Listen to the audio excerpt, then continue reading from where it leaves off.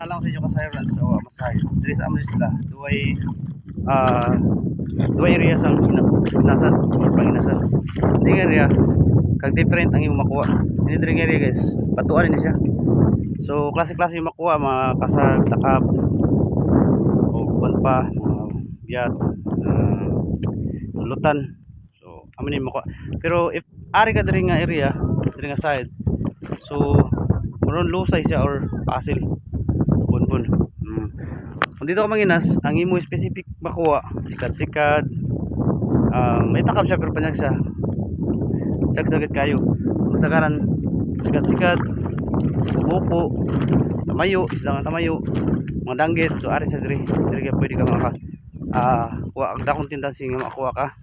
Kay more on isda ini sa diri guys.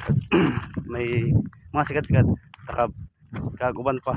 Pero ang different diri kay nga man lapan kasag may wout or may isda man siya diri pero di siya madadali kay tungod sa abong sa bato diri sa pikas nga area.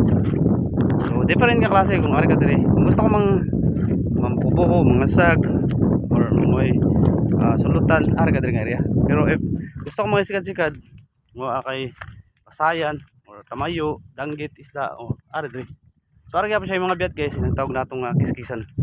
Namon diri nga kiskisan. So that is the difference sa amon nga. Sa kagduwa makapili ka kung hain ka. So tara, tanawin niyo ang mga video. Di ba kalina? More on takab. Dili tanawin niyo kung ano mga makuha diri nga side. Stay tuned.